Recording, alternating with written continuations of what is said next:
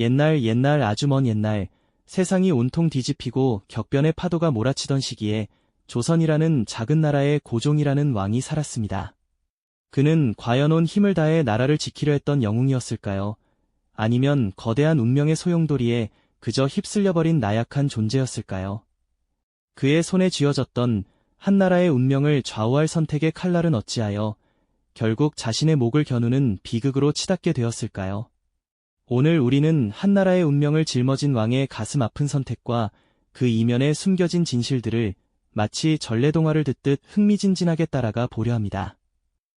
역사 속 인물의 깊은 고뇌와 그 시대의 아픔을 생생하게 느껴보는 특별한 시간이 될 겁니다. 그럼 지금부터 그 이야기를 시작해볼까요? 때는 1863년 한 소년이 영문도 모른 채 조선의 왕위에 오르게 됩니다.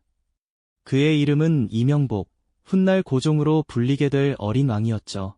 12살이라는 어리고 여린 나이에 그는 갑작스럽게 골룡포를 입고 옥좌에 앉게 되었습니다.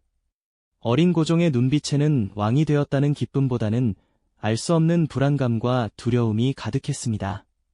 드넓은 궁궐은 그에게 안락한 보금자리가 아닌 차가운 감옥처럼 느껴졌을지도 모릅니다. 그때 그가 바라본 조선의 풍경은 어떠했을까요? 어린 왕의 눈앞에 펼쳐진 나라는 그야말로 안팎으로 위태로운 상황에 처해 있었습니다. 나라 밖에서는 먼 바다 너머에서 이전과는 다른 모습의 배들이 자꾸만 조선의 문을 향해 다가오고 있었죠. 서양이라는 낯선 존재들이 거대한 덩치를 이끌고 통상을 요구하며 문을 두드리는 소리가 멀리서부터 들려오는 듯했습니다. 그들의 존재는 조선 백성들에게는 미지의 공포이자 왕실에는 해본 적 없는 새로운 고민거리를 안겨주었을 겁니다. 한편 나라 안의 사정은 또 어떠했습니까? 오랜 기간 이어져온 세도 정치로 인해 조정은 이미 병들대로 병들어 있었습니다. 특정 가문이 권력을 독점하고 휘두르면서 백성들의 삶은 피폐해질 대로 피폐해진 상태였죠. 왕권은 땅에 떨어졌고 관료들은 부패하여 백성들의 고통은 날마다 깊어져 갔습니다. 낡고 해진 옷차림으로 끼니조차 제대로 잊지 못하는 백성들의 탄식 소리가 궁궐 담장을 넘어 어린 왕의 귀에까지 들려오는 듯했습니다. 아직 어린 소년이었던 고종은 이 모든 상황을 제대로 이해할 수 없었을 겁니다.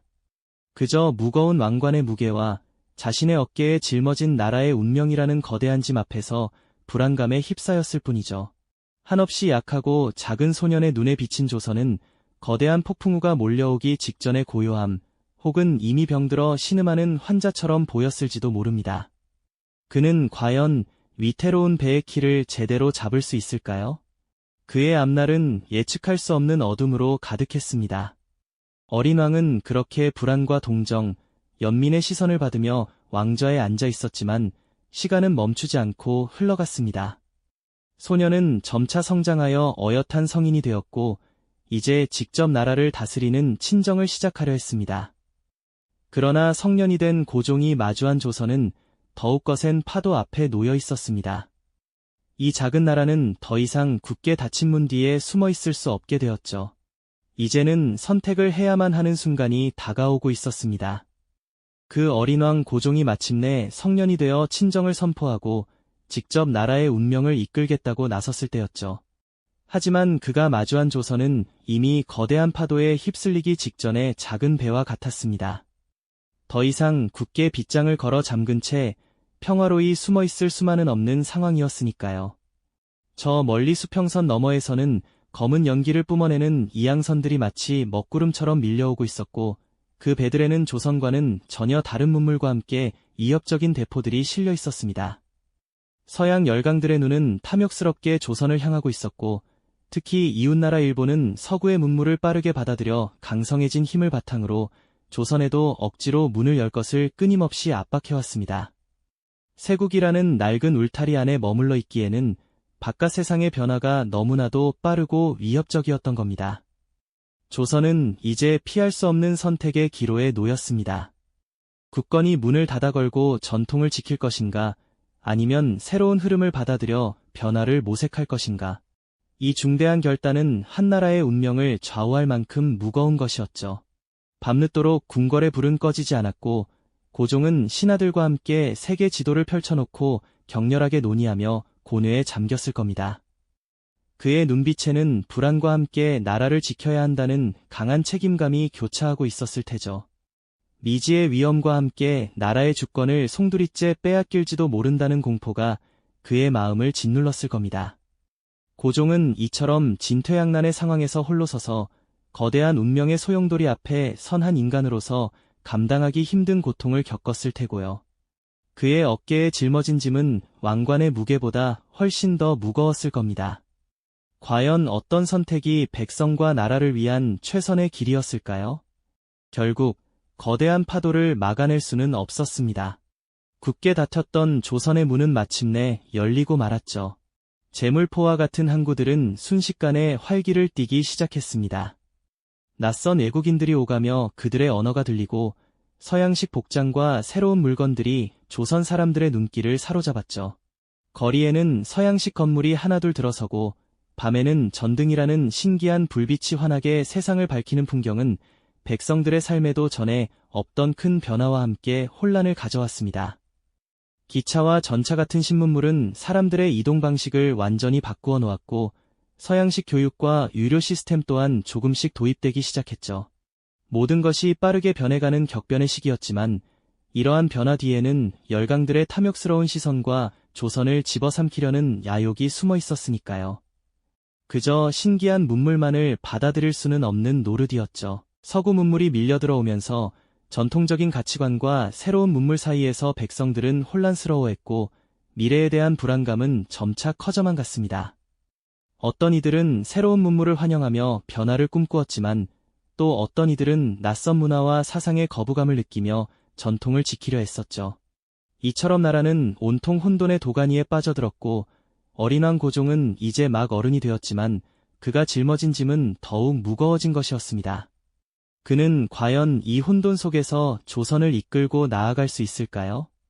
그의 앞에는 예측할 수 없는 어둠과 함께 더욱 거센 시련들이 기다리고 있었습니다. 거대한 폭풍우가 몰아치는 바다 한가운데서 조선이라는 작은 배는 이제 막 항해를 시작하고 있었을 뿐이죠. 과연 이 배는 무사히 목적지에 도달할 수 있을까요? 그 누구도 쉽사리 예측할 수 없는 격변의 시대가 이제 막 본격적으로 시작되고 있었습니다. 이 작은 나라는 더 이상 굳게 닫힌 문 뒤에 숨어 있을 수 없게 되었고 이제는 피할 수 없는 선택을 해야만 하는 순간이 눈앞에 다가오고 있었던 겁니다. 피할 수 없는 선택이 눈앞에 다가왔다는 것은 곧 거대한 압력이 조선을 덮쳐오기 시작했음을 의미하는 것이었죠.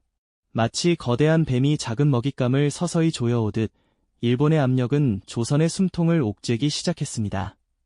그들은 무력을 앞세워 조선의 문을 활짝 열어젖혔을 뿐만 아니라 이제는 아예 나라의 주권마저 송두리째 빼앗으려 들었습니다. 1905년 그 암울했던 해의 조선은 일본으로부터 을사늑약이라는 치욕적인 조약을 강요당하게 됩니다. 이 조약은 조선의 외교권을 일본에게 넘겨주고 더 나아가 통감부를 설치하여 조선의 내정에까지 간섭하겠다는 내용을 담고 있었죠. 궁궐은 이미 일본군에 의해 겹겹이 둘러싸여 있었고 대신들은 칼날 같은 위협 앞에서 두려움에 떨며 옥새를 찍을 수밖에 없었습니다. 하지만 고종 황제는 달랐습니다. 그는 이 불평등하고 부당한 조약에 끝까지 서명하기를 거부했죠. 자신의 의지와는 상관없이 나라의 운명이 결정되는 비극적인 상황 속에서 고종의 심정은 마치 심장이 도련해지는 듯한 고통이었을 겁니다. 그가 얼마나 절망하고 분노했을지는 쉽사리 상상하기 어렵습니다. 모든 것을 잃을 위기에 처한 고종 황제는 지푸라기라도 잡는 심정으로 마지막 한 수를 던지기로 결심합니다. 바로 국제사회에 조선의 억울함을 호소하는 것이었죠. 그는 1907년 네덜란드 헤이그에서 열리는 만국평화회의의 비밀리에 특사를 파견하기로 합니다. 이준, 이상설, 이휘종 세 분의 특사는 머나먼 이국 땅으로 향하는 비장한 여정에 오르게 됩니다. 그들의 발걸음 하나하나에는 조국을 살리겠다는 뜨거운 염원과 나라의 운명을 짊어진 무거운 책임감이 서려 있었을 테죠. 마치 어둠 속에서 희미한 등불 하나를 찾아 나서는 고독한 여정 같았을 겁니다. 하지만 그들의 간절한 호소는 냉혹한 국제사회의 벽에 부딪히고 맙니다. 강대국들의 이해관계가 복잡하게 얽혀있던 그곳에서 작은 나라 조선의 목소리는 파도에 휩쓸린 작은 조약돌처럼 아무런 반향도 일으키지 못했습니다. 특사들은 회의장에 들어가지도 못하고 발언권조차 얻지 못한 채 외면당해야 했습니다. 머나먼 타국 땅에서 모든 희망이 꺾인 채 쓸쓸히 돌아와야 했던 그들의 뒷모습은 마치 모든 것을 잃은 듯 허무하고 처절했을 겁니다. 이 소식을 전해들은 고종 황제의 심정은 어떠했을까요? 마지막 불씨마저 꺼져버린 듯 망연자실한 채 붓을 놓는 그의 모습에서 깊은 절망과 무력감이 느껴지는 듯합니다. 헤이그 특사 파견은 고종 황제의 마지막 발버둥이었지만 일본은 이를 빌미 삼아 더욱 거세게 그를 압박했습니다.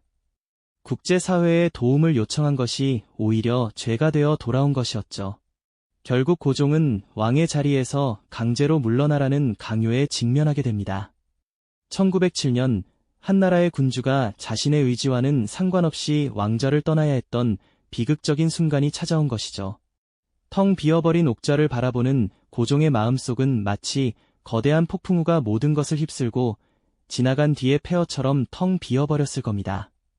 왕좌를 잃은 고종 황제는 덕수궁에 쓸쓸히 갇힌 채 여생을 보내야 했습니다. 그의 삶 자체가 조선의 비극적인 운명을 고스란히 담고 있었던 것이죠. 늙은 고종이 텅 빈 궁궐에서 난초를 바라보던 뒷모습은 마치 한 시대의 종말을 알리는 애처로운 그림자 같았습니다. 그의 퇴위와 함께 조선의 국권은 한층 더 깊은 나락으로 떨어지게 됩니다. 헤이그 특사 파견이라는 마지막 희망마저 좌절된 후 고종 황제가 붓을 놓던 그 순간은 단순한 절필이 아니었습니다. 그것은 한 시대의 종말을 알리는 비극적인 서곡이었죠. 그의 퇴위는 마치 둑이 무너지는 첫 균열과 같았습니다. 얼마 지나지 않아 거대한 외세의 파도는 결국 조선이라는 이름의 땅을 완전히 집어삼키고 말았습니다. 1910년 대한제국은 역사의 뒤안길로 사라지고 우리 민족은 기나긴 식민 지배의 어둠 속으로 강제로 끌려 들어가게 된 것이죠. 태극기가 내려진 자리에 일장기가 펄럭이는 것을 보았을 때 백성들의 마음은 얼마나 찢어지는 듯 아팠을까요? 한나라의 상징이 바뀌는 순간 그것은 단순히 깃발 하나를 바꾸는 일이 아니었습니다. 모든 희망과 자존심이 함께 땅에 떨어진 것과 다름없었죠. 왕좌를 잃은 고종은 덕수궁에 쓸쓸히 갇힌 채 여생을 보내야 했습니다. 그의 삶은 이제 더 이상 한나라의 군주가 아닌 국권을 잃어버린 민족의 애달픈 그림자 그 자체였죠. 늙은 고종이 텅 빈 궁궐에서 난초를 바라보던 뒷모습은 마치 모든 것을 잃고 황량한 들판에 홀로 남겨진 고목처럼 애처로웠습니다. 그는 살아있는 동안 자신의 나라가 완전히 사라지는 비극을 두 눈으로 지켜봐야 했으니 그 마음의 고통은 감히 헤아릴 수조차 없을 겁니다. 텅 빈 옥좌가 그의 등 뒤에서 더욱 차갑게 느껴졌을 것만 같죠. 헤이그 특사의 실패 소식이 전해지고 그를 빌미 삼아 강제로 퇴위당하며 결국 나라의 주권마저 송두리째 빼앗기던 그 일련의 순간들은 우리 역사에서 가장 비극적인 전환점으로 기억될 것입니다. 국제사회는 조선의 간절한 호소에 냉담했고 일본은 가차없이 우리를 짓밟았습니다. 고종 황제가 느꼈을 절규와 무력감은 당시 나라를 잃은 모든 백성의 슬픔을 대변하는 것이었을 겁니다. 한 국가의 운명이 얼마나 연약할 수 있는지, 그리고 주권을 지키는 일이 얼마나 중요한지를 뼈저리게 느끼게 하는 대목이죠. 오늘 우리는 격동의 시대 속에서 홀로 나라를 지키려 애썼지만 결국 거대한 운명 앞에 좌절해야 했던 한 슬픈 왕, 고종의 이야기를 함께 나누어 보았습니다. 그의 삶은 비록 비극적인 결말을 맞았지만 그가 겪었던 고뇌와 선택의 무게는 오늘날 우리가 살아가는 이 시대에도 많은 질문을 던지고 있습니다.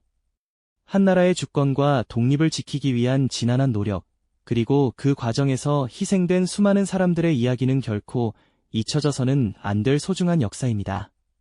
고종의 이야기는 단순히 옛날 이야기가 아닙니다. 그것은 지금 우리에게 우리의 주권을 어떻게 지켜나갈 것인가를 묻는 생생한 교훈으로 남아 있습니다. 이 비극적인 역사가 다시는 반복되지 않도록 우리는 과거의 아픔을 기억하고 미래를 향한 희망의 씨앗을 심어야 할 것입니다. 오늘 이야기가 우리 모두에게 깊은 울림을 주었기를 바라며 다음 시간에도 또 다른 역사에 숨겨진 페이지를 함께 펼쳐보겠습니다. 이 영상이 도움이 되셨다면 좋아요와 구독 부탁드립니다. 여러분의 응원이 제게 큰 힘이 됩니다. 다음 영상에서도 더 유용한 정보를 공유하겠습니다. 감사합니다.